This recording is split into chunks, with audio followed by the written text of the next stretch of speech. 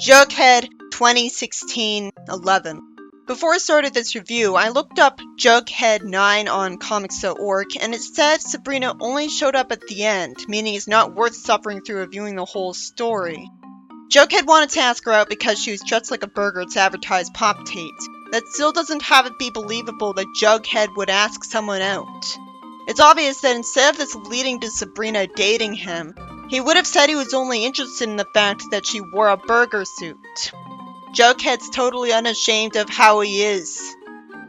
And that's supposed to be the silly excuse for things getting to this point.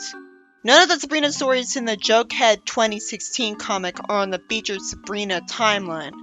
I won't bother reviewing the issues she's in after this if she isn't vital to the plot, because I hate this comic style. Now let's see how contrived this story will be. It's at least intriguing how its premise is. Because of the amnesia spell Sabrina said earlier, Jughead introduces Hot Dog and Reggie to her, and Reggie doesn't know her. I don't get it. Sabrina grabs them by the arms and goes away with them. She tells Jughead she made a big mistake, but then she realizes that she's about to warn them to get away from a monster she created, and that would tell them magic is real and send her to magic jail. Wait, so the kid's story arc isn't canon to this? Huh? I guess with a different art style, it makes sense. So even Jughead doesn't know she's a witch in this comic. I thought this was gonna start with her evil plan and her being a villain to get back at Jughead, but all of a sudden it's about her wanting him to get away from a monster she created. Huh? Then while that's necessary for him to survive, it destroys the story because if a witch wanted to deal with a monster, she'd obviously just point and poof it away. Or send lethal attacks like fireballs at it with magic, if it's immune to magic itself from the potion ingredients. She could just point to make them think that her fireballs are something normal she's throwing. The idea that she would just act like a mortal and stick with trying to get people away from the monster is laughable, making it impossible to take the tension seriously. She realizes that she can't tell them to get away from something without telling them what that something is. Then she gets worried that after telling them to get away from something, Jughead would just see the creature anyways and plan to call the media. And Reggie would take a picture of it with his phone. So at best, she'd be indebted to him because it'd be blackmail material, even if Jughead could be talked out of it.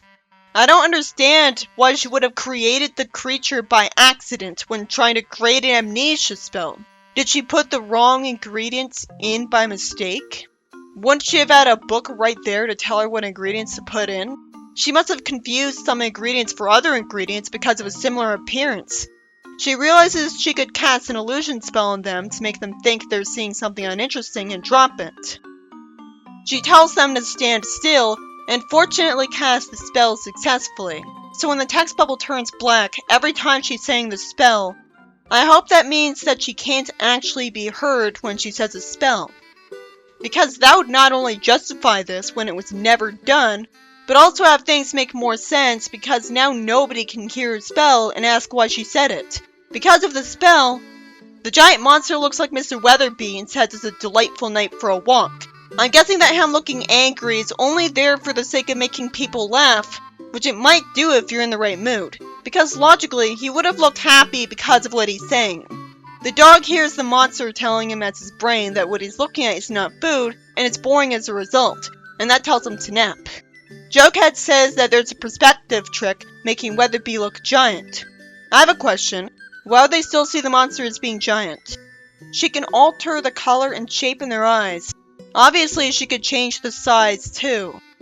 It's been an entire page. The fact that the monster is still doing nothing but standing there is very confusing and hurts its credibility. How do they survive all of that standing there and talking? Sabrina runs off saying to Jughead that Weatherby and her are going to have a private conversation, and she tells them to wait here. She tells Salem that if they run away, the problem will get even worse. And she just loaded up everything in her purse with every magic disrupting spell she knows with a delay. Reggie and Jughead have kind of amusing dialogue. I feel like Jughead talks a bit too formally in this comic though. Sabrina runs into the monster's leg, and Jughead and Reggie somehow don't ask why Sabrina's ramming into Weatherby and freak out. It's so pathetically stilted of Reggie to talk so formally and intelligently about school funding here. And I'm hoping that the reason they talk like this is only the spell. And the spell is also why they aren't wondering why Sabrina is clearly acting violent. And mentioning anti-magic for the first time in the entire franchise. Why is she saying this in front of Jughead?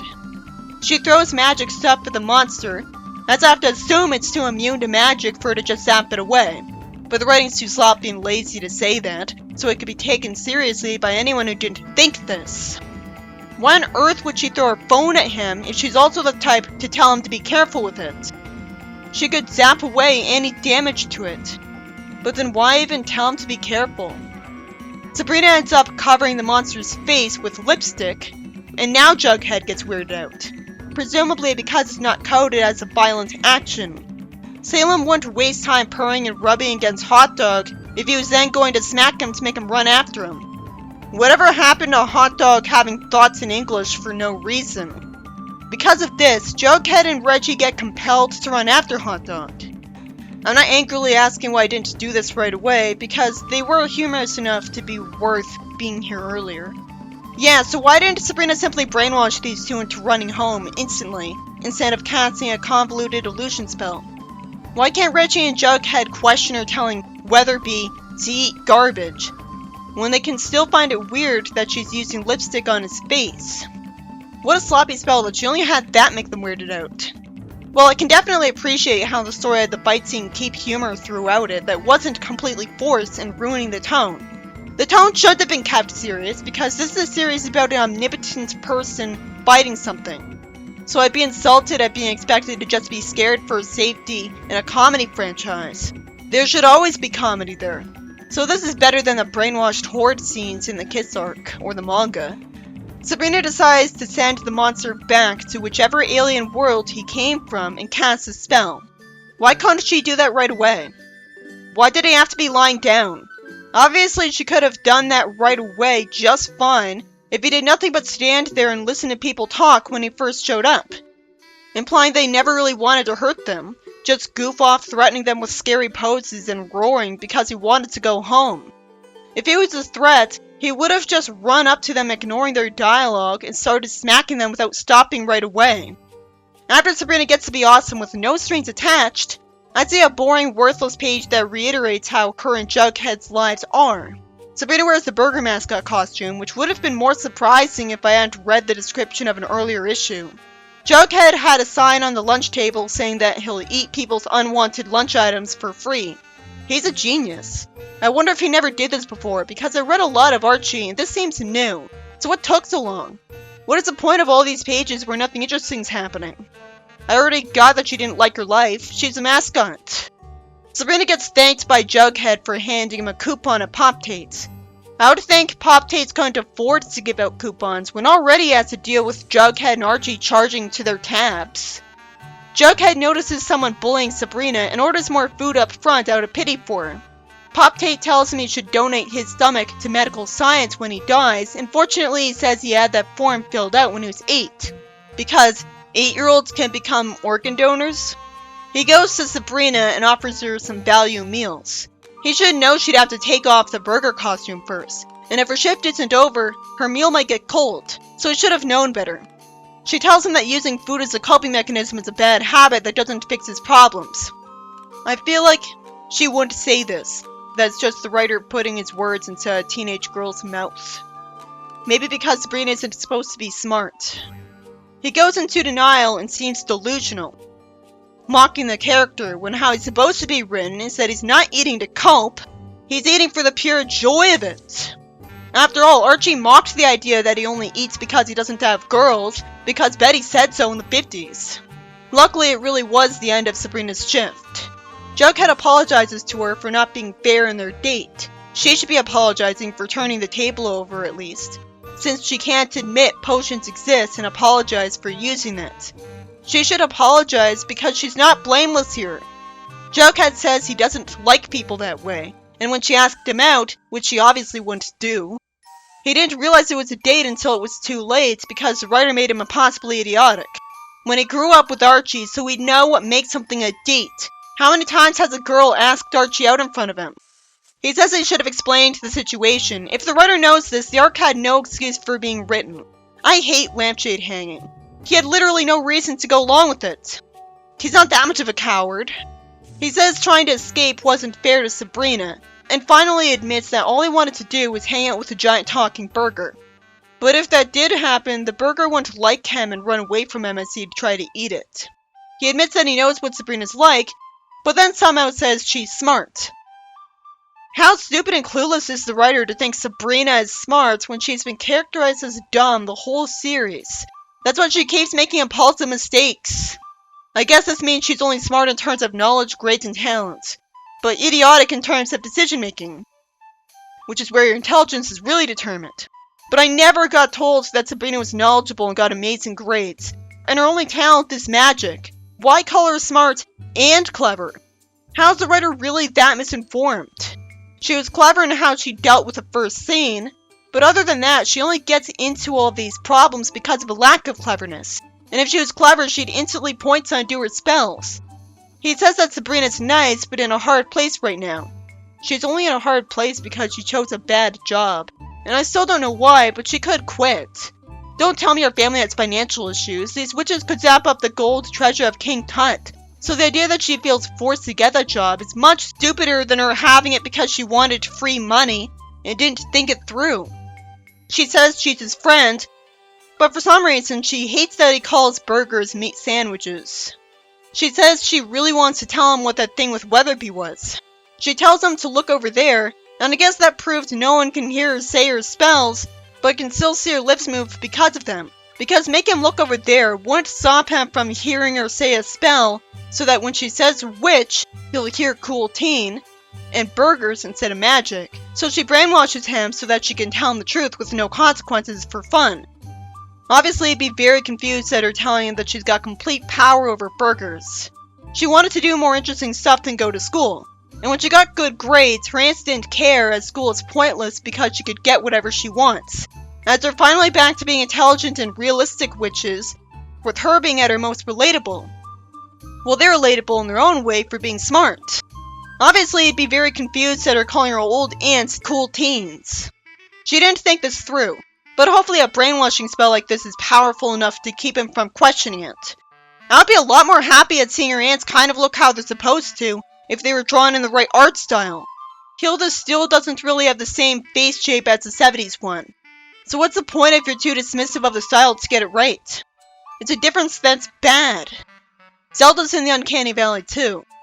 It's sweet to recognize that they need to imitate the 70s style, because no one liked the ants in the 2000s, I hope. But you need to go all the way with this. Sabrina might confuse Jughead by saying her aunts think she could use burgers to get whatever she wanted as far as he hears. She wanted her life to be real, and her accomplishments to be earned. Now I wish she was shown interacting with her aunts far more often in the 2010s comics, because I loved this dynamic she had with them, where she was really relatable as a normal person with a strong sense of honor. So her being psycho ex-girlfriend on Jughead for being awkward on a date really shits all over that honor, doesn't it? It's still in the uncanny valley. Why can't they just hire someone just like George Glatter or Frank Doyle or Dick Malmgren if they're gone now, instead of settling for clueless new writers that can only sort of imitate it? I'm proud of the series for trying to go back to the basics, but the ways it's different from the 70s comics suck. Sabrina explains that she dropped out of school because she was sick of waiting for her life to begin and moved to Riverdale to get a job and take on the world. But the only job she can get sucks. She should have known that. I have a question. How did she even get the job? I was raised to think nobody would hire anyone who didn't even have a college degree now, let alone anyone who didn't graduate high school. That their resume would instantly get thrown in the trash. Unless I was lied to. Pop Dates was very generous to hire her without a resume or education, because people insist on doing that for everything. She says she has to work all the time to afford her apartment, and because of that, she doesn't know anyone here. She says the stress caused her skills to be worse than usual, so she couldn't even make a solution with them. She means she somehow accidentally summoned an alien. She thinks she really screwed up, when I'm not sure why she thinks she can't just go back to school. Sure, she'll have to catch up, but big deal. She admits she should have been like her aunts because their lives are easier. About time she was smart, but this won't last. He puts his hand on her shoulder and states the obvious instead of being helpful. She says Jughead's the first person in the town to be nice to her, See what I mean about everything different they did sucking? What was wrong with Sabrina being born and raised in Riverdale? This backstory has nothing but depressing angst, which is just jarring for Sabrina. Like, the only angst that works for Sabrina is her being considered ugly for a witch. Jughead points out that she's worrying too much, and Sabrina says the way she dropped out was too rude and memorable, as we see her yelling at an authority figure. And then Jughead tells her that Weatherby owes him a favor and Riverdale and Greendale share a school board. Then he says adults love it when you drop back into school. She should have known that. Of course she'd be allowed to enroll in a school. I thought she already enrolled. She tells him not to mention when he saw them together in the park. 15 minutes later, Sabrina says outside the principal's that she can't believe it was that easy. Neither can I. There's no hint that she got her aunts to come here. Can a teenager enroll in school without parental approval? I guess Weatherby called Zelda about it. Jughead says that she has to catch up on the work she missed, and she says she'll have to move back home, because she'd be too busy to work, I guess. Jughead says that high school is the last time you get to not have a job. She says she never quit a job before. It's endearing to see him say that's the best part. And then they go to Pop Tate's, and she keeps it at saying she quits. Pop Tate wonders why his life revolves around teens. At least he wasn't too mad at her. It just avoids drama. She smiles about the fact that her life has improved a little. As I wonder why the artist keeps getting away with not drawing characters' mouths to be open when they're talking. Since I know Lance complained about that in IDW Sonic, Sabrina shows Jughead some appreciation. This issue is nothing like I expected, but that's actually good. But I just don't feel like I got to read the issue I was going to read.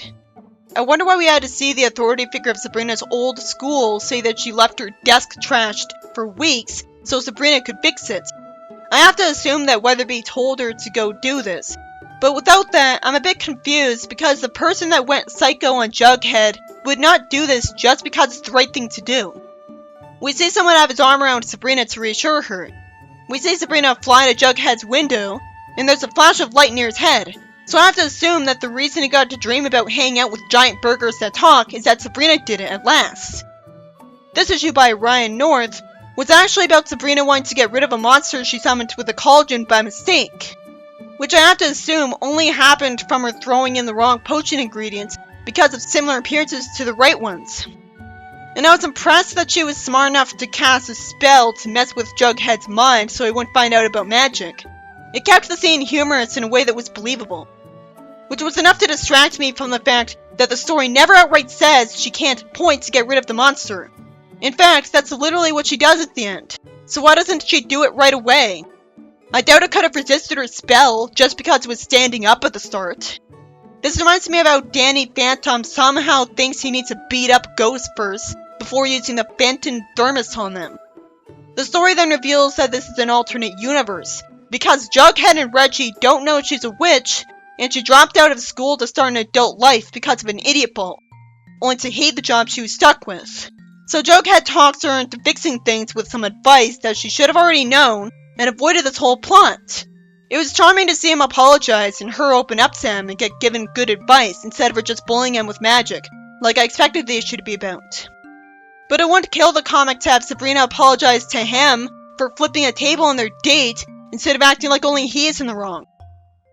And never even acknowledging that they realized she should apologize.